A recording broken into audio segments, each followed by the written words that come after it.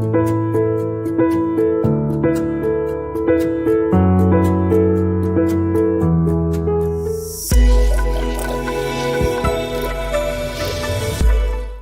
Everyone, आप सबका स्वागत है पाई क्लासेस में। मेरा नाम है सऊद अहमद और आज हम बात करने जा रहे हैं the very most important topic of history, जिसका नाम है बैटल ऑफ हल्दी घाटी 1576।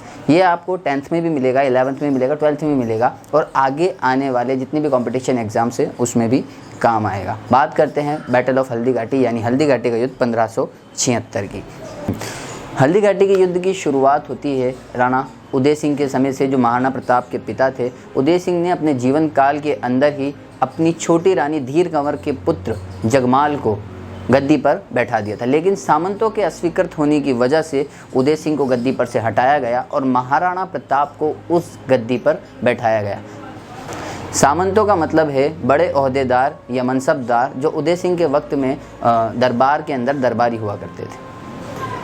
जगमाल अपने आप को हारा हुआ महसूस कर रहा था। जगमाल था उदय सिंह की छोटी रानी धीर कंवर का पुत्र और महाराणा प्रताप थे उदय सिंह की बड़ी रानी जयवंताबाई के पुत्र। ये बात आप लोग ज़रा गौर से ध्यान रखना। इसके बाद जगमाल अपने को हारा प्रतीत करते हुए इन दोनों के बीच में ये ट्रेजेडी क्रिएट हुई।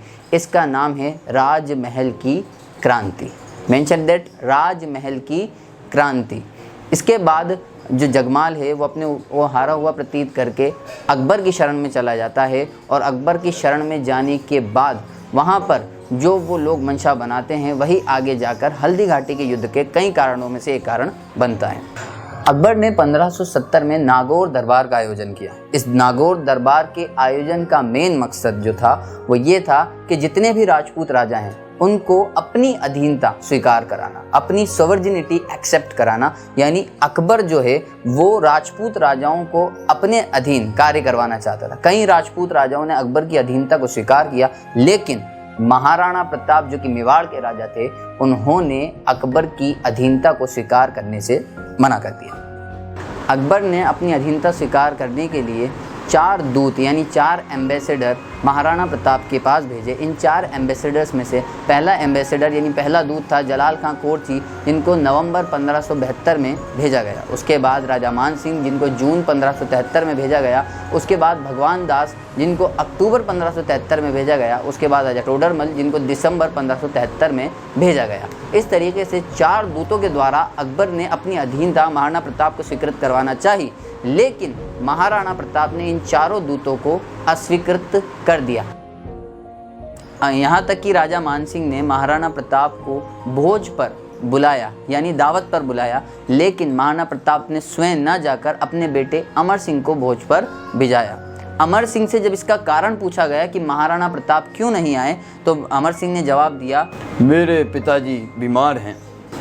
मान सिंह ये बात समझ गया कि राणा प्रताप जो हैं वो अकबर की अधीनता स्वीकृत नहीं करना चाहते, इसी वजह से वो भोज पर उपस्थित नहीं हुए। इसी वजह से मान सिंह ये बात अमर सिंह से कहते हुए गए, प्रताप की बीमारी का इलाज मैं करूंगा। अमर सिंह ने जवाब दिया। अमर सिंह को इसमें अपने पिता यानी राणा प्रताप की बेइज्जती महसूस हुई। अमर सिंह ने जवाब दिया, आते समय अपने फूफा को लेते आना यानी अकबर को लेते आना। इससे राजा मान सिंह क्रोधित हो उठे। वो अकबर के पास जाकर बोले कि जब भी मेवाड़ पर आक्रमण किया जाए तो उसका नेतृत्व मुझे सौंपा जाए।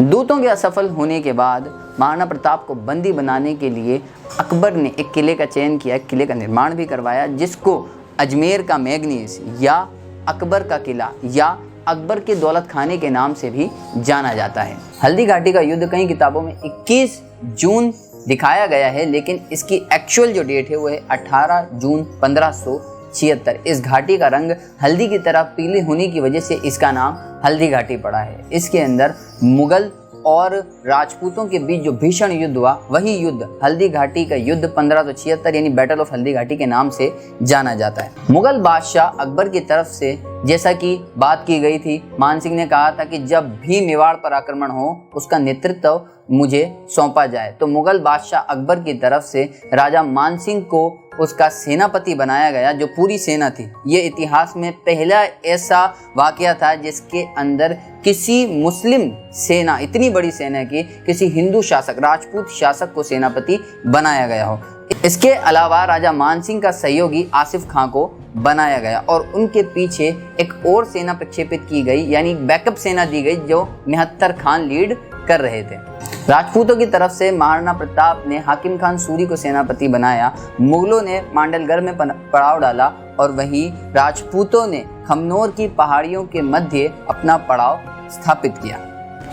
युद्ध शुरू हुआ और युद्ध के प्रारंभ में बहुत ज़बरदस्त तरीके से युद्ध हुआ, जिसके अंदर एक तरफ मुगल और दूसरी तरफ राजपूत थे।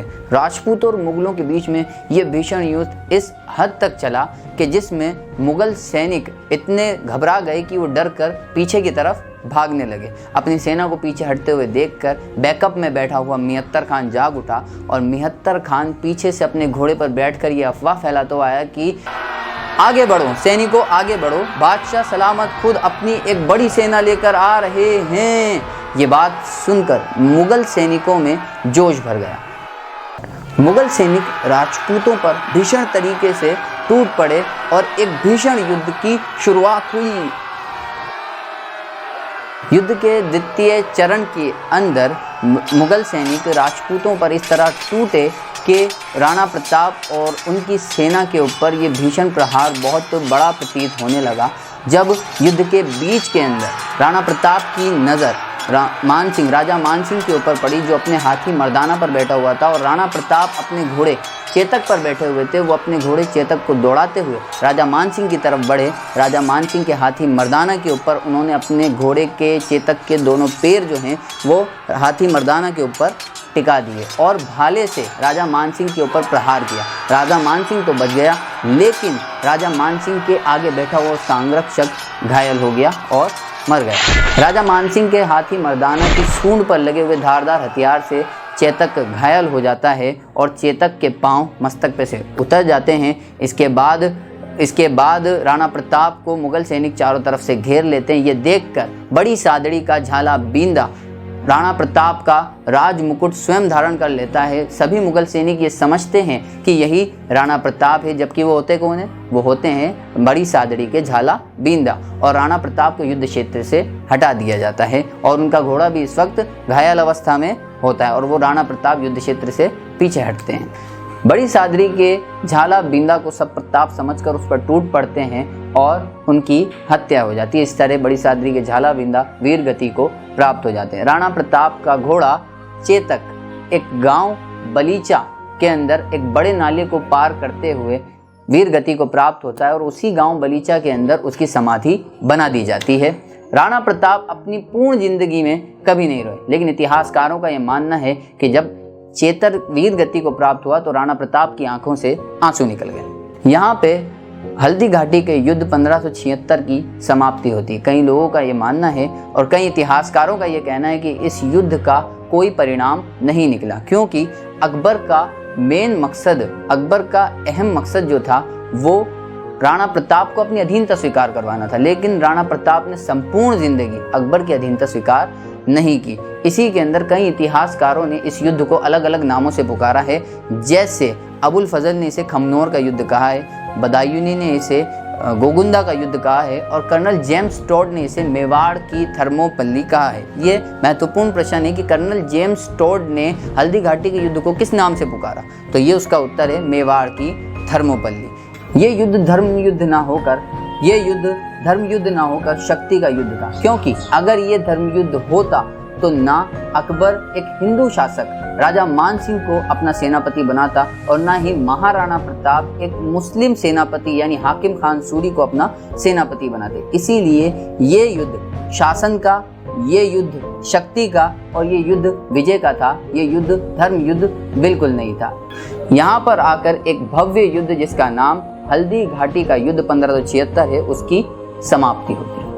ये टॉपिक आपको 10वीं और 12वीं की पुस्तकों में मिल जाएगा, बुक्स में आपको अवेल हो जाएगा। ये आप उस टॉपिक को पढ़िए, पहले इस वीडियो को देखिए फिर उस टॉपिक को पढ़िए, आपको पूरी तरीके से ये टॉपिक और वो वीडियो मैच मिल जाएगा। इसके अलावा ऑब्जेक्टिव क्वेश्चंस भी हमने इसके अंदर मेंशन किए हैं, जो इस साल के पैटर्न या अगले साल के पैटर्न में भी मेंशन हो जाएगा। तो आप लोग चैनल को सब्सक्राइब करें, अपनी आगे की स्टडीज़ के लिए हमारे वीडियोज़ को देखते रहें। कुछ कमी है तो वो बताएं, कुछ अच्छा लगा तो वो भी कमेंट करके बताएं और वीडियो को ज़्यादा से ज़्यादा शेयर करें।